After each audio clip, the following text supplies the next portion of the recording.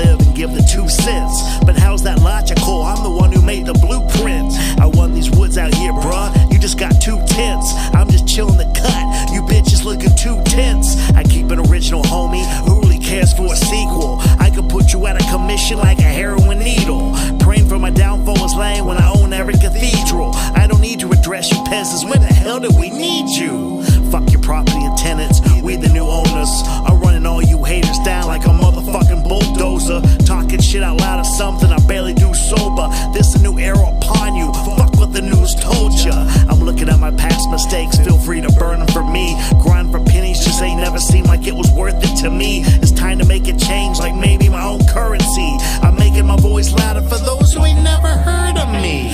I don't wanna hear them tell me how to live. I don't wanna hear them tell me how to live. I don't wanna hear them tell me how to live. How to live, how to live, how to live. I don't wanna hear them tell me how to live. I don't wanna hear them tell me how to live. I don't wanna hear them tell me how to live.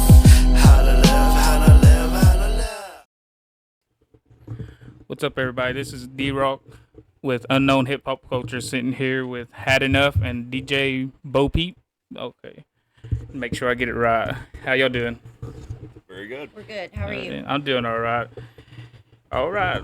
Who wants to go first? First question. How long you been doing music? Over 20 years. Oh, 20 years? Started off, I started trying to get into the music scene about 98. Okay. And just spent a lot of that time like figuring out what I was trying to do. And then I got into metal, so I was in a metal band in 2001. And then within that time period, about 10 years, I think there's three different metal bands I was a frontman for. Okay. And then did my first tour, 2000, I think it was 2004. It's like a Midwest, West Coast tour. We were on the road for about a month, and pretty much every great and just crappy thing that you could experience on tour. Van breakdowns, going broke, contacting your family if they can wire you money because you're starving and you have no money, and going to Walmart to go to, I think, was it MoneyGram? Yeah. Money Center in Las Vegas after Los Angeles kind of arranged it, so for another couple hundred just to survive for the rest of the tour, but having some pretty good experiences on that, learning a lot. And then about 2008, October 2008, I started HadEnough, so I went to solo hip hop. Reason being, because I get asked this a lot, why'd you go from metal to hip hop? Truth is, I've loved hip hop my whole life. And being a teenager in the 90s is a big part of it. Big up and coming into hip hop. We call that, we call that the golden era. Yeah. So, and I always wrote. I was big when I did one semester of college. I was big on writing, literature. I think I started writing when I was 12. And so to me, it's just like I like the idea of expressing myself where people could actually understand the lyrics. Yeah. And so that's kind of how it transitioned into the hip hop. Okay. All right. Yeah. So I feel like I still bring the same like aggression, energy, just in a completely different format. Okay. So, and some people joke that I look more like I'm in a metal band now than I did then. I had really short hair back then. All right. Well, we talked off camera and stuff, but how'd you get into the DJ? Well, because of Brandon. I mean, as simple as that. That's it. That's why I got into DJing. Okay. It was because of Brandon. Okay. And our open mic night is kind of where that started. And so we just have that was probably a year ago, I guess. We started doing that. Okay. And I just started out with a laptop, just running tracks off media player on my laptop, playing songs off Spotify. No DJ software, nothing like that. And then we decided, well, let's try to upgrade. Let's see, let's get you a board and the software, and so he got me my first what I called the beginner board, which was perfect. Yeah. That's any DJ that's starting off. That's really the thing to do because it's not overwhelming, and you can learn it fairly easily. It's not super complicated. And then, downloading the software, I kind of taught that myself. Okay. But Brandon, of course, he guided me along the way as we were going, especially when I was nervous or, and so then it also developed into, me actually running all of his shows as well. Okay. So I also, will run everybody's music and their tracks during a whole show. So do y'all gravitate like towards it? I know there's what I've heard is like the horrorcore. Then do y'all gravitate towards like certain genres, or do y'all just kind of invite everybody that wants to like do the hip hop as a whole? Or anybody. Yeah, I've gotten the I'll get the horrorcore title. I don't. When you really Google and really look up the genre and specifically what it sounds like, I'm definitely not in that lane. I am a big horror movie fan, so that's kind of where a lot of that's where the graphic kind of comes from. Okay. Exactly. Yeah. So, but I kind of consider myself more multi-genre. I know every artist says that, but like I said, you will find some horrorcore style songs. You'll find me on boom bap beats, trap beats, jazz, like smooth jazz style. I have songs with just me and acoustic guitarist, like no drums. Yeah. On some of them, drums on others, and so yeah, it's I like kind of being in different realms of that. I have songs that sound more underground, and some songs sound a little bit more mainstream, a little bit more radio catchy, not intentionally, but it can have that vibe. So, but no, I like to keep the shows very open, where not every people don't all sound the same. Yeah. That's actually one of the things that Tulsa MCs get a lot of credit for touring acts that come through here, and then people who come to our shows for the first time. They always say, "Man, everyone's got their own sound." It seems like even if the majority of the lineup is pretty much like dark horror style rap, everyone's got like their own little sound to it. Yeah, Okay, yeah. That's one of the. I think that's one of the my favorite elements of Tulsa's hip hop scene. Okay. You get a lot of diversity. Okay. As far as y'all being together and stuff, where's the furthest y'all done the shows or like done a show at like as far as held the show and stuff? What's the furthest y'all? Oh, travel? Yeah, travel to. Yeah. He's traveled further than I have. Yeah. But I have recently started traveling. Okay. With him and doing the whole thing with him. I'm trying to think where the furthest. We're about to go to Denver, Colorado, and then later Arizona. Okay. So that will definitely be the furthest. As far as her coming with me, I think the furthest has been Warrensburg, Missouri. Okay. Because she's driven like I'd be on a tour, and then she'd meet me out there. Okay. So that's been kind of a spot we've gotten familiar with. Lawrence, Kansas as well. Amarillo, Texas. Those are a few spots that she's come with me, or at least met me there to do a show with. But now I actually, because then when I first met him, when I would go meet him somewhere, I did a show with him. I was running his merch. Yeah. I think Wichita, Kansas. Yeah, Wichita was the first city she drove out there to see the show, and then we'd go do stuff after or the next morning and stuff like that. But now I actually go with him and actually do DJ shows sometimes out of town, out of Tulsa. Okay. For him or for whatever he's set up.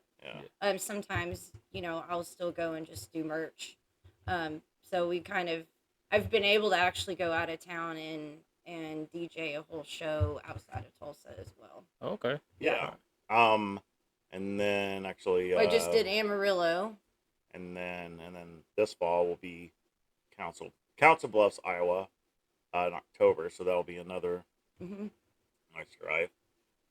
Topeka, Kansas, another place she's gone with me too. Okay. So, but a lot of those is she was kind of just there to Yeah. see me be there, help with merch. Now it's a different, ball game because now Yeah. she's on stage with me. So. Okay. So it's kind of started out as you was like I not really hate to say like main act, and she Yeah. was kind of like the co-star, I guess. But so now y'all kind of putting it Yeah. together. Okay. Uh-huh. Yeah, I mean, Okay. because when we first met, I'm not a music scene. I haven't been. I'm not a musician, right? And like we talked a little beforehand. I call myself a computer nerd. I'm a nerdy type. I have a degree in geology, so I worked in oil and gas. Okay. And I still work in oil and gas, just a different part of it now. And so no, I was not a musician in the music scene, so it was all new to me. And we met, we just had a connection, so it just kind of, yes, when I first met, I would travel to go see him, and I started coming to shows here to see him, and then he actually found ways to involve me in his business.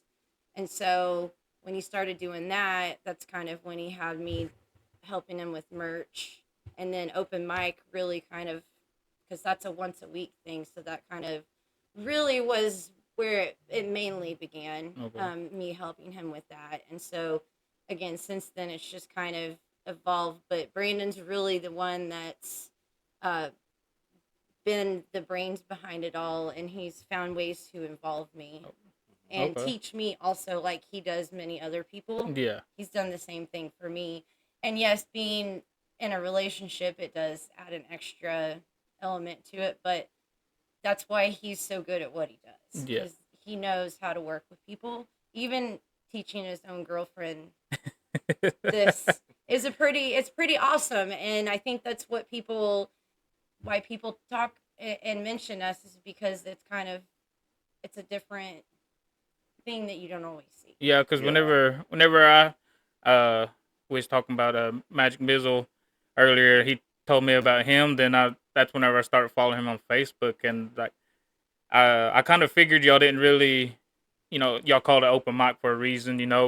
Just different artists and stuff. And whenever you would take pictures with all the different artists, you could see like you could tell like the artists coming from different backgrounds and stuff. And and it just seemed like he would always more like always trying to teach people something, no matter what kind of background and music you had and whatnot. Yeah.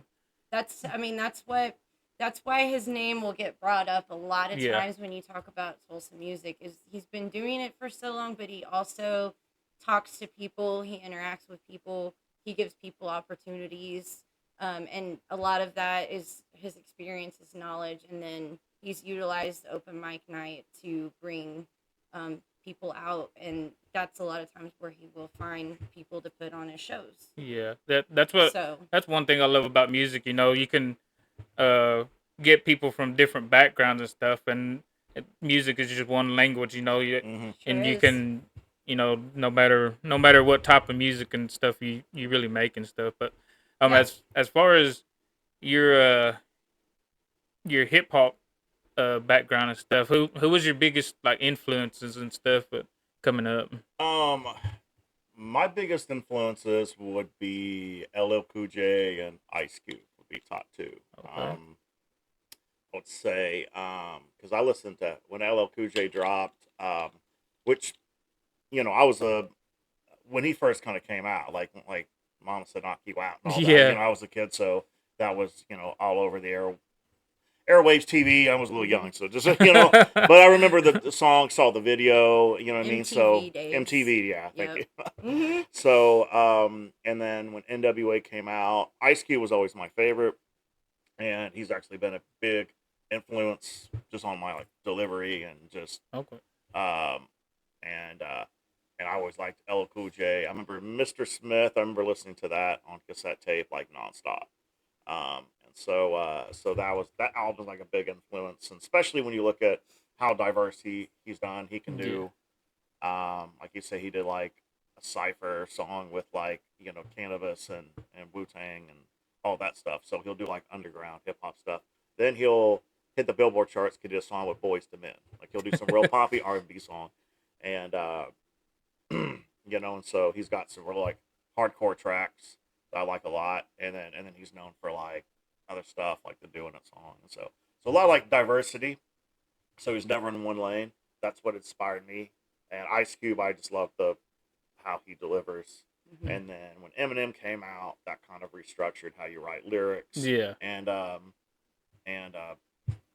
that kind of stuff. So Cool G Rap, Chino XL were other ones that I could probably name top top 5 as far as like lyricism and all that. That's just one of the things I'm mostly big on. So yeah. So those are those are the ones that kind of like when I heard them, they like got my attention. Okay, yeah. If I could just name a few. For being in the Tulsa music scene so long, what have you what's the biggest change over the years that you've seen in the whole music scene as a whole? Okay. I will say now if you're a musician, not just hip hop, especially in hip hop, but it's like this for bands as well. It is never easier to get a show, ever. It is. We're actually spoiled. When I first came in the music scene in Tulsa, like early 2000s, there was a venue that everyone wanted to play because it was the venue that majority of the city came for live music on the weekends, called Curly's. Eventually got bought out, became the Hive, and that was a place, and there was a couple other venues. That place particular, and I might be paraphrasing because this is a long time ago, so but I do recall the guy who ran it, and he would just like, you have to have a press kit, a demo, and I need you to make sure you get 250 people here, or I'm not going to book you. He didn't care how good you were. He didn't care how hard you're trying to do this music thing. Yeah. He basically said either be worth my time or fuck you was basically his attitude. Okay. But there were a lot of bands that I saw, and then the hip hop scene was mostly like a lot of the hip hop shows that happened. There were after parties, like there were a lot of the more like prominent and very well known rappers. You would get color flyers, and they would look like they were like Lil Wayne famous on there. So I think the marketing for that in the hip hop scene in general back then, and I wish I was more a part of that back then, because I think there have been a lot more I could help implement today. But you had to prove yourself back then, and now it's like they have a stage, so everyone has the potential to prove themselves. I will say probably the fan support's changed a lot, but when you really look, it's not technically just Tulsa, just because I have toured, and I think just nowadays people kind of want a little bit more bang for their buck. And this is something I tell artists here all the time, you doing music really doesn't mean a whole lot. It's what your music's doing. Obviously, like your marketing, what you have to say, who you are as a person. So it's definitely, you have to kind of sell yourself, because once things get easy, there is some value and quality that kind of come down. So like, if government gives us all like free money, we don't have to work, we're probably going to value money differently than we would when we had to work for it. Yeah. So that's kind of the best, way I can kind of explain that. But also times change, so you have to kind of have to find a way to get people interested, especially when there's so much going on. And Tulsa's a pretty big. It's a big city. Yeah. I won't say no. It's not a big city. No, I call it a big little city. Yeah, little city. But there's a lot going on. Yeah. Like downtown Tulsa stays busy. Then you got Cherry Street and Brookside, and so very much. It's very much like you really have to like work on your marketing and give people a reason why this is where this is where you should be, and so as far as things have changed, things have definitely, like, I would say changed, but I would definitely say it's, as long as you know somebody who does shows, it's not hard. If you know the owner of a bar or a venue, you can book a date. And so I would say, it's a lot more accessible. Okay. All right. Yeah. As far I know, you're kind of new into the music scene, so I mean, y'all can kind of answer it together if y'all want to. What's the best and worst thing of like being in the music scene that y'all, each, like I said, y'all can answer it. Well, we do have two different perspectives, that's for sure. Yeah. Yeah. That. What's the worst and the best thing that y'all kind of experienced in the music scene so far? You know. I guess we can start with the best and do worst last. I would say best community. There's a lot more local artist support now, and that's like artists from artists. So, and I remember there being a time where artists and wouldn't come to other people's shows. You would never see them unless they're on the bill. Oh, okay. I think that's changed relatively well. That you will see other artists pull up to a show. So there's a lot more of a community, family, vibe. I think the open mics kind of add to that as well. But that's something I've noticed. That's so yeah, community. Just that would be. I think that would probably be the best one so far. There's definitely um, a lot more diversity, a lot more collaboration, um, and a lot more better attitudes. There was definitely a portion of certain cliques in Tulsa that had a very like kind of narcissistic mindset, and if it wasn't them or their clique, they're like this to you, Oh. and I see that kind of died out. Now you be around your now I find myself surrounded by a lot more positive people who kind of want to see everybody win, and they listen to each other's music, and so there's a lot more unity and positivity, and I believe that kind of energy attracts more people. So you're more likely to attract more fans that want to come to shows because this is a great thing to be a part of, and then they feel good about supporting it. Okay. And then especially, and I always tell guys like, if you know each other's songs, being up there in front singing along, that kind of other people kind of pick up on it. Yeah. And then more likely they're going to ask you, hey, where can I find that song you performed? I liked it. It was catchy. Spotify, stuff like that. Let me see. No, the worst. Well, I'll let you do. I'm gonna do my. Cause I want to do my favorite because it Okay. piggybacks along with what you just Okay. said. Because what I was gonna say was similar to what Brandon was saying. Even though our perspectives and our experience and our years in the industry are so much different, my most favorite part about doing what I do is definitely the people and all of the amazing friends that I've made along the way. And then when I started DJing, those same people that I had met, just when I was at open mic night, helping them do the lineup for the night. And those same people, were very supportive in, me taking on a new, part in the whole thing, knowing, still kind of new to it. And so that's been, I can't think of anything more that makes me more happy to be in the scene than the people that are in it, and the friends that I've made and the experiences I've had have been wonderful. So that's which is similar to what you said. Right. Yeah. Yeah. Very true. The worst. I don't know. You can go. Yeah. Actually, there was another thing I was going to add to that.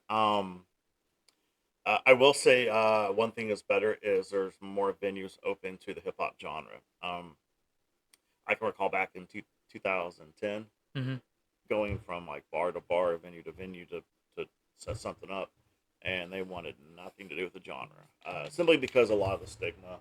They think it's a lot of gang violence. You hear about clubs that get shot up and all that stuff, and it has nothing to do with really the music because there's country concerts where violence broke out. It's just people. But when you're surrounded by, like I said, good, positive people, we don't have drama at our shows. Yeah. And I remember, I think during the pandemic, I made a post on Facebook and said, hey, when we come back, when they open the venues, and we can let's all kind of put the petty shit aside. Keep a lot of the beef drama like out of it. Let's all kind of come together because I said we're gonna have to work to rebuild once again. The scene after once after the pandemic's over. Yeah. His like and so he goes, I would like us to kind of come back strong, and I kind of noticed a lot of that. Like I noticed a lot of people, so. And that was probably an issue that we used to have. I think there used to be.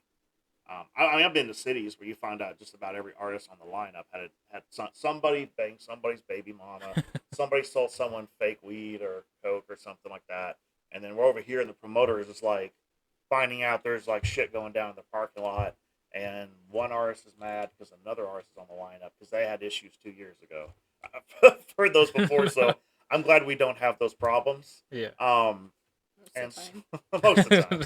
But no, that's another thing is now like I would say the bar industry here and the club industry have been more open, and they actually do like what we bring, and so they've opened up with more open arms now than I can recall, and it's part of the worst. I think the one thing I'll say, and this is nothing new, this has been going on probably since the digital age. Everyone wanting to do everything. That's what I was going to say. So, and it's not like you can be like multi-talented in different fields. You don't have to. You can be just talented in the music, but you can be talented in setting up events. You can be talented in marketing. You can be talented in producing beats, engineering.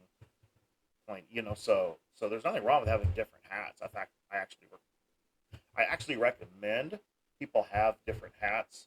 So especially if you're trying to do this as a career, you're going to open doors for more multi streams of income because you'll be able to do different things. Yeah. My thing is be honest with yourself on what you're good at, and so that way you're not oversaturating, and you're what I mean. And for one, you're not producing poor quality. Like I can't make beats.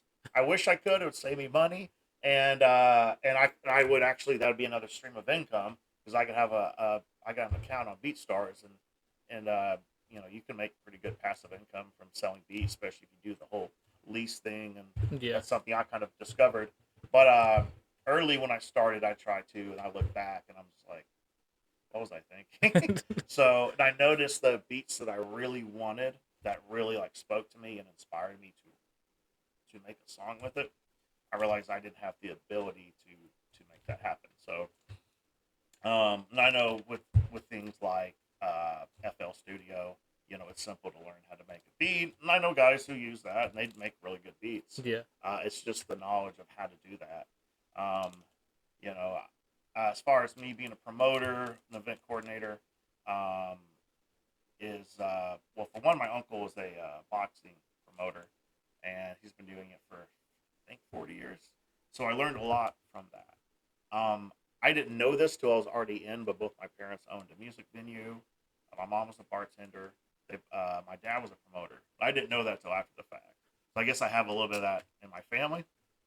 But I basically did that because two reasons. For one, I couldn't get a show because nobody in the scene knew me. And then two, when I did shows, I thought it was horribly mismanaged. And then I just kind of learned how to do it just step by step. Okay. And so I've opened my abilities to do other things simply because the people maybe that I knew were doing them, I was just like, okay, this is completely like, it's all over the place. And then so I would learn how to do it. But there are many areas of things I don't do.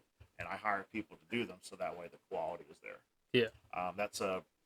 Not many of those areas. Yeah, I know that's the problem. But I've done the education to be able to do them, and you have experience. Things of that nature. But to me, it's the reason why I think it's one of the worst things of the music scene. It's not just here; it's in many other cities. It's the mindset of wanting to be the man and be the king, the goat, and all this stuff. And it deludes a lot of people where they're focused, where they want to be famous. And I'm thinking, why don't you just do the craft operate the business. Um, and it's because that whole mindset to me, that's like Kim Kardashian mindset, where you just want to be, famous and and then it turns into a lot of just bland plastic, uh, fake kind of stuff, and you end up doing really stupid shit to try to be famous. I mean, we live in a time where that's literally what a lot of people do. And you know what I mean? Like, you'll do some stupid video, hoping it goes viral and all that stuff. So people try to do it for the wrong reasons. And so there's that kind of happens. And to just not being realistic. I think a lot of times you have to be realistic with yourself, and it's okay to do baby steps. Figure out your goals, where you're trying to go. For me, I don't want the fame or none of that. To me, I just want a big enough audience to where there's longevity, and I want to be able to be consistent. And so as far as that, like, super fame Hollywood shit, it's just not my thing. To me, I just, like I said, I just want a big enough audience, be able to keep the business going, and to me that's fine, and whatever platform that gives me is fine. So like I look at Jelly Roll, like you would say he's like famous and all that, but he has like a lot going for him. And he seems like such a genuine, nice person that you can't put him. Post Malone's probably another good example. So yeah, they are what you would call famous, but you can tell that wasn't their goal. It happened. They're consistent, and then they're with the right team, and it happened for them. But you could tell they used their platform in a very positive and genuine way. Yeah. So that makes sense. Yeah, I know. I believe I kind of didn't want to touch on it, but I believe I seen you had something to say about it. There was something about the King of Tulsa. Thing, that's kind of whenever you was talking about, you don't really want to be like the king of everything and stuff, and try to get, to just try to get views and stuff. I mean, I'm not going to say too much about it, but it just kind of, I like what I'm trying to say is I like how you put it, just make content and, just grow your audience and stuff and worry about your own craft and, just. My opinion on that, I actually do like that whole thing that went down because, well, for one, you did what I think not many people have been able to do here is to get people talking, and especially when everyone is going to make a post, related to that, knowing that it's the conversation throughout the city. Ruffle some feathers. Yeah, exactly. And you ruffle some feathers, but you're not hurting anybody. Yeah. No, I mean, I don't understand why anyone was offended by that. I think a lot of that is pride. I think in some areas low self-esteem when someone else, and that's kind of another bad thing that I was meaning to mention in this conversation is I noticed certain mentalities where it's like someone speaks highly of themselves, and then someone else gets so mad and said, "No, you are not that. I am that." Yeah. So it's that mindset, like only I can say I'm the best, I'm the king, I'm the GOAT. If you say that, I hate you. And it to me, I don't understand that. Like, I think in this day and age, it should be good that people have like a good level of self-esteem in themselves. And you can go a little too far. You can get to a point where you're reeking of arrogance, and which isn't that attractive of a energy to have put out there. But to me, the fact that you can do that, you can put out a video, put out a single, and then use that to get people talking, and to have someone here in Tulsa to have that kind of viral sensation. Now, what I'm saying though is I don't really see there really be a King of Tulsa, and I don't really see anyone that, because we're Tulsa's scene is very it's very active, very busy actually. But there's still a portion of the city that we're trying to attract to be part of our audience. Like I said, Tulsa's not a big city. It's it's a big small town. It's a big little city, like I said. Because tell me, our biggest competition here is BOK Center, Kane's Ballroom, Mayfest, all of these big events that the general public is paying good money to attend. Now, a lot of that has to do with, it's going to be impossible for us to compete when Cardi B comes to town or when Drake comes to town. Definitely like, Jelly Roll and big acts like that. Like that's impossible. That's hard for us to compete. But I say you can utilize why are people paying money? It's not just the fame thing. I know people say, oh, it's because they're famous and people are obsessed with celebrities. Well, people are obsessed with celebrities for a reason. Obviously, they do something that gives them value in their lives. Jelly Roll's all over the radio right now for the first time in his career. You can't even turn on a rock radio without hearing him. So, and then obviously, like I'm not a fan of Cardi B, but she has a big career, she has a big name. So, I have nothing negative to say about that. But there's a reason why tons and tons of people go. Like, here's my best example. And she knows this. Like, she'll play a little mixture of things and at open mic and at shows. Like, she'll ask me, what, I said, oh, just play some underground, play some, like horror, and then play some mainstream, like mix it up because it's kind of a mixed crowd.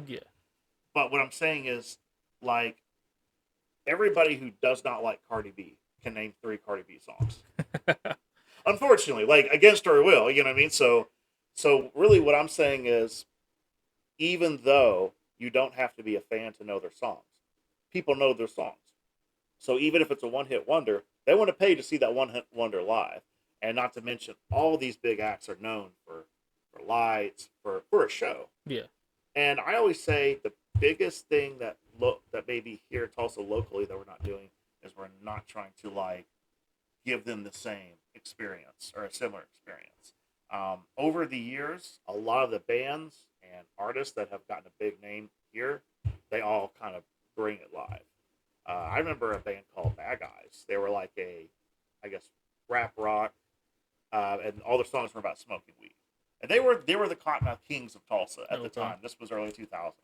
And they were one of the bands that got to play Curly's, and there would be 250 people there.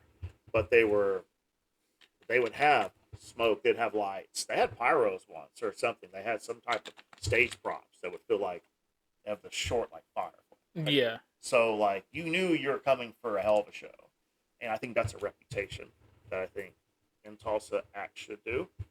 Anyone that's able to pull that off, I'll give the king of Tulsa crown to him. So I just right now, it would have to be whoever can pack out a crowd who was constantly being talked about.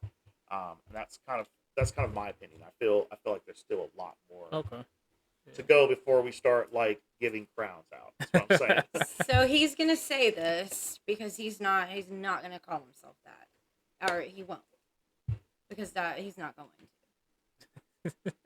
Now, I commented on that awesome picture you posted and listed a whole bunch of reasons why.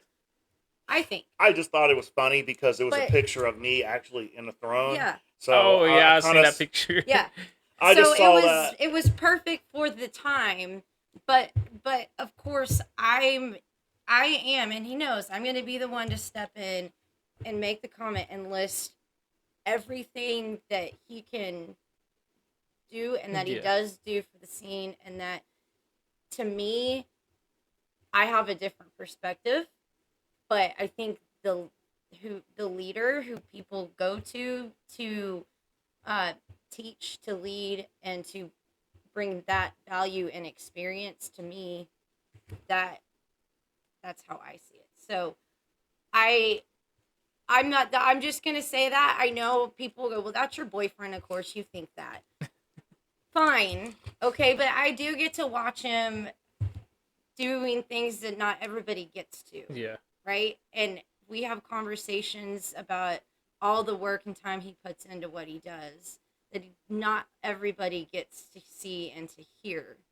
So, having said that, I'm not gonna just, say anything, but my opinion, and I believe that this is it's a valid conversation. Nobody's gonna label anybody that, but I think when you think about it, his years here and him being a leader to others around him gives him qualifications to be called that. Okay. So let's just say it like that. But another thing is, I like the fact that it did make Tulsa a little competitive at a point. Like, I do like, because when people talk about, being competitive or looking at anyone as competition, they always think it's like a personal thing.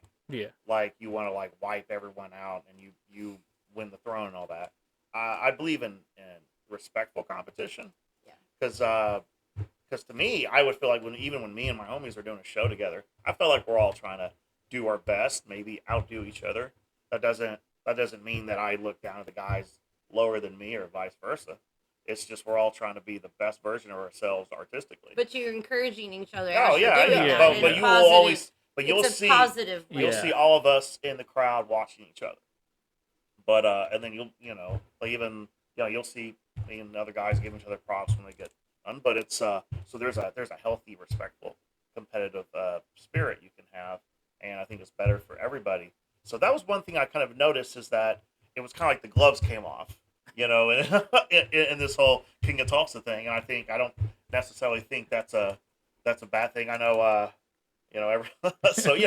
but everyone's got an opinion. And there's a saying that with that one, but well, like Mizzle commented, well, that goes to Sylvester Stallone from his TV show. So there was a lot of different kind of comments on there, but and that was a good one because that show Tulsa King. Yeah. I mean, that's a whole other. I think that's kind of where it came from. Yeah. And I think that offered a great, because you can take that one thing about it, and my thing is I don't like backyard mentality. I don't like the sandbox mentality. And that's someone, an actual record executive in the industry, told me. He said it's called backyard mentality, which means all you care about is your backyard. That's all you care about is your town, knowing the world's bigger. That's kind of my thing. That's the only thing about it I didn't really care for, was just like, we're not a big city. This isn't Los Angeles. This isn't Seattle. This is not Austin, Texas. Now, talent-wise, I believe we could compete with those other. I've had people from other states. Is that still recording? Yeah. Is it? That one probably is. Okay. Yeah. I was just making sure. Okay. But there's people from other states that said you guys could literally be like Atlanta, like Seattle. But at the time, they said the only thing Tulsa's missing is you guys don't work together. We actually now kind of have that, and that goes back into one of the best things, because there was a time where everyone had their own clique, and everyone was and that still exists, but it's not as big as it used to be. So there's a lot more people working together, and I feel like when you have more teamwork, and that's one of the things Atlanta is known for, and why they have such a name for having a very strong hip hop scene, is a lot of teamwork and mixed in with the talent. So, but yeah, I do kind of like the idea that there was a very obviously a famous, I can't use that word, obviously a big name like Sylvester Stallone in a show called King of Tulsa, which is seen. Tulsa. Close enough. And it's worldwide, and so it kind of brings attention to our city where the world's watching, and I think to start like a trend that got people talking in relation to that. Okay. All right. Well, all right. Before we get out of here, y'all got any shout outs? I know you're the artist and stuff. You can tell people where you can find your music, and just whatever you want to say, pretty much. Okay, there's way too many people to shout out. That's fine. So everybody who knows me and works with me, obviously shout out to them. You can look her up on Facebook, DJ BeauPeep. We just got her page up. Okay. So making the rounds to kind of grow that page. I have a website. It's HadEnoughMusic.com. You can find all my social media on there. Concert schedule, we'll be performing at, links to the Spotify, Apple Music, Okay. all that stuff. So, all right. So that's just where to kind of find wherever y'all do it and all that. Okay. Uh-huh. Yeah, mainly. I mean, Facebook. Like you said, we just created my DJ BeauPeep page on Facebook, but of course, we have our personal pages on Instagram and Facebook that we do a lot of our postings of flyers and his music and all of that. Okay. So if you look up DJ BeauPeep or HadEnough, you'll find us. Okay. In it. And obviously everybody, Amy and Brandon, our names are associated. Okay. Too, so. Much, yeah. All right. Well, thank y'all for sharing y'all's time and just allowing me to have a conversation with y'all. Yeah. All right. Thanks for having us. Yeah, It was a lot of fun. All righty. Let's see.